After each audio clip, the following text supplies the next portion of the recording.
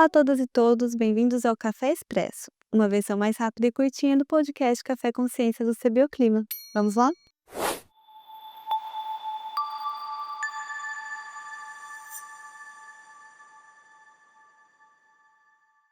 A nossa convidada de hoje é a pesquisadora Ana Cristina Crestani. A Ana é bióloga pela Mackenzie, com mestrado em Ecologia e Conservação da Biodiversidade pela Universidade Estadual de Santa Cruz e doutora em Ecologia, Evolução e Biodiversidade pela Unesp. Atualmente, a Ana está fazendo seu pós-doutorado também na Unesp de Rio Claro e tem uma parceria com o Centro de Pesquisa de Leipzig, na Alemanha. A sua linha de pesquisa atual busca entender como algumas características dos frutos, como a cor e o aroma, podem influenciar a escolha alimentar das aves. Além disso, a Ana gosta de cozinhar, coleciona louças, dança forró lindamente, é fã de Rita Lobo e ainda tem tempo para passear todos os dias às 18 horas com o Filó e com o Salu. Ana, seja bem-vinda! Obrigada, Dai.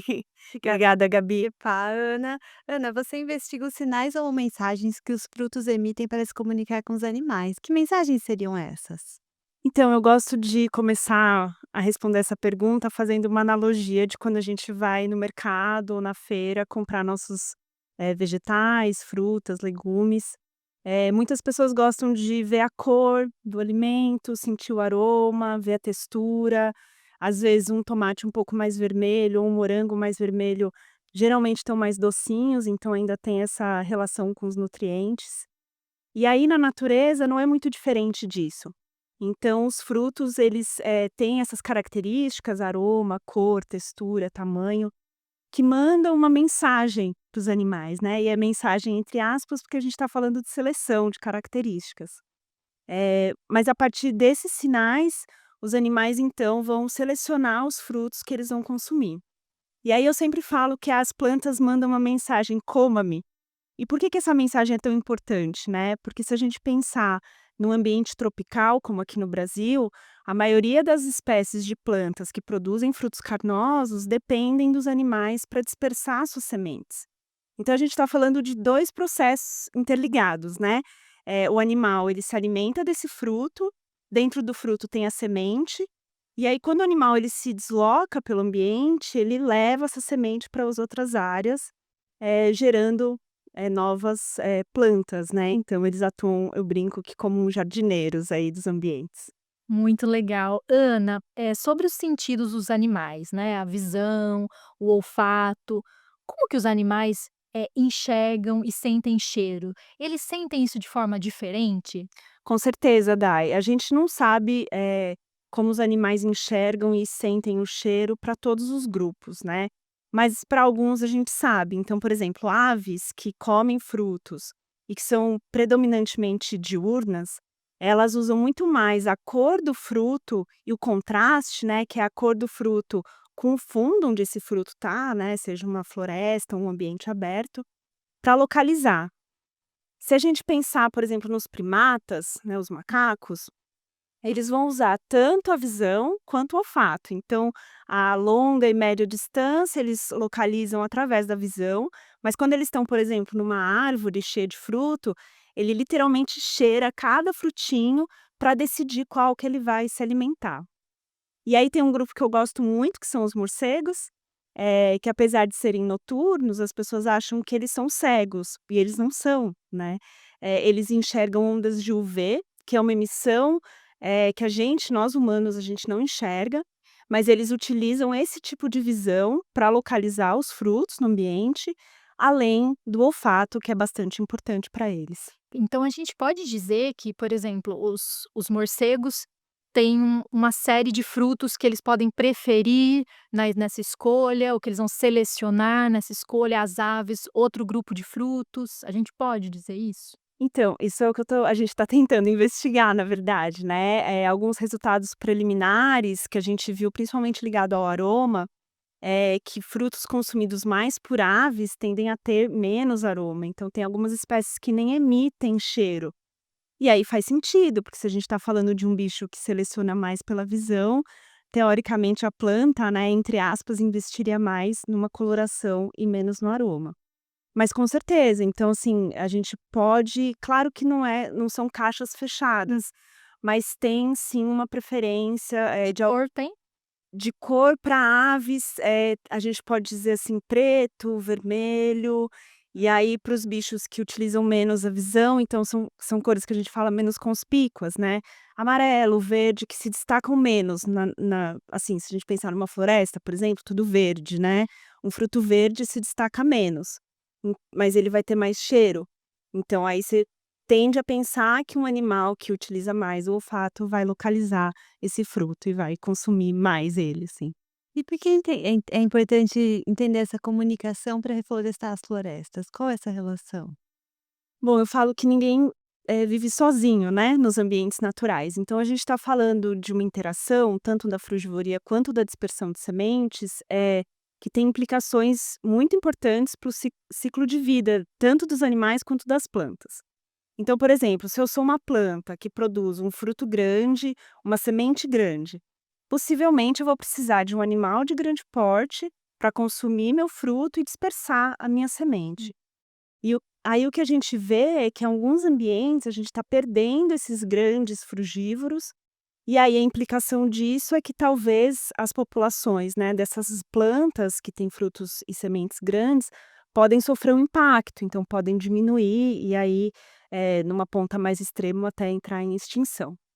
Já pelo lado dos animais, os frutos são, uma fonte importantíssima de nutrientes, né. Então tem para dar um exemplo, né, inclusive de um grupo que é pouco estudado e que a gente também está, fazendo uma linha de investigação, que são os peixes que se alimentam de frutos. Então tem uma associação importante, do consumo de frutos por peixes na hora que eles estão maturando gônada, ou seja, eles estão se preparando para se reproduzir. E aí, se não tem a disponibilidade desses frutos, talvez isso altere o ciclo reprodutivo desses animais. Nossa, super legal, Ana. E agora assim, uma curiosidade mesmo, né, a gente tem vários alunos, estudantes de biologia que escutam podcast. Como que seria o seu trabalho de campo? Como que você coleta esses dados? Que eu sei que você fica aí macetando fruto por horas. Conta aí pra gente, por favor. Bom, basicamente tem 2 partes importantes, né, tem a parte de saber quem são os animais que se alimentam de frutos, e aí isso, a gente já tem, não só eu, mas tem vários colaboradores que trazem esses dados.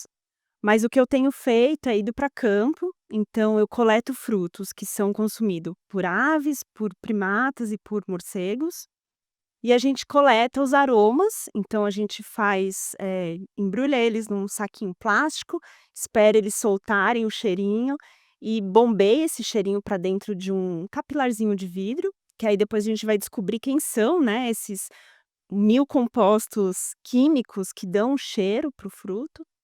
E aí a gente também traz para o laboratório e mede a cor, né. E aí a cor é legal porque a gente está falando de, curvas, né, números, então é uma outra característica de cor, não é exatamente o que a gente vê, porque o que os animais veem de cor não é o que nós humanos enxergamos, e é isso que é o grande mistério, Que assim. legal. Essa é a sua parceria com o pessoal da Alemanha? Eles A parceria com o pessoal da Alemanha é ligada aos aromas, então o professor Omer Nevo, ele é especialista, né, em aromas, então a gente leva para lá essas amostras, faz a extração, faz a leitura desses compostos químicos, que é um trabalho, assim, super, que demanda um conhecimento de química mais profundo, e aí eu tenho grandes parceiras, ainda bem, para isso. Equipamentos, eu imagino que deve ter equipamentos específicos? Sim, equipamentos específicos. A gente injeta, numa leitora, né, e aí ela dá um gráfico com vários picos, e aí cada pico é um composto químico, que pode ou não estar ligado ao cheiro dos frutos, né. E isso é uma parte também, desafiadora, porque para os neotrópicos, então, para regiões, por exemplo, aqui do Brasil, a gente não tem essa informação. Então tá sendo, assim, uma descoberta um pouco nova pra gente saber o como que os nossos frutos cheiram. Nova e super interessante. Legal. muito legal, Ana. E quais são as próximas etapas do seu projeto? Então a próxima etapa é a gente investigar um pouco a parte evolutiva dessas 3 características, que são os aromas, as cores e os nutrientes. né. Então eu quero saber como que no processo de evolução das espécies de plantas, essas características vão aparecendo. E aí associar isso aos animais que consomem, né, que estão bem relacionado com essas características. Então é dar um panorama um pouco mais evolutivo agora que a gente está acessando esses dados bem básicos, né. Ana, super legal, mas infelizmente a gente está encaminhando para o fim da nossa conversa. Eu queria saber se alguém tiver interesse em falar com você sobre a pesquisa, qual seria o contato, ou para saber sobre o que está sendo acontecendo no laboratório, qual laboratório você está vinculada? Eu estou vinculada no laboratório da professora Marina Cortes, então, sigam a gente no RECID, que é um projeto do laboratório, que o meu projeto também está vinculado. Lá a gente fala de tudo que o laboratório desenvolve, inclusive da minha pesquisa. E aí, se alguém quiser um contato mais específico, meu e-mail é ana.crestani@unesp.br. Muito legal, Ana, muito obrigada. Obrigada pelo seu tempo, disponibilidade em vir falar conosco aqui, que depois você vai ter que me contar as receitas da Rita Lobo mais atuais. Te agradecer demais por você ter topado participar do Café Expresso. Eu que agradeço, Dai, Gabi, muito obrigada pelo convite, é uma honra estar aqui. Obrigada, Ana, e obrigada nossos ouvintes por ouvirem o Café Expresso. Nos acompanhe pela página do CBioclima, pelo YouTube e também pelo nosso Instagram, @CBioclima. Sai episódio novo toda terceira terça-feira do mês. O roteiro, criação de pauta e apresentação é feita por mim, Daiane Carreira, e pela Gabriela Andrieta. A gravação é feita no estúdio da Unesp e a edição de vídeo e áudio pelo Dudu Coladete. Até o próximo episódio. Até! Contar!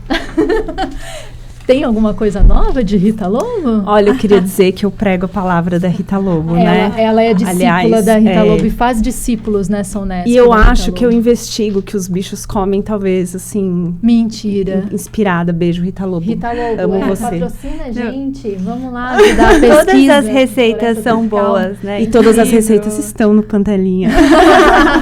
Maravilhoso.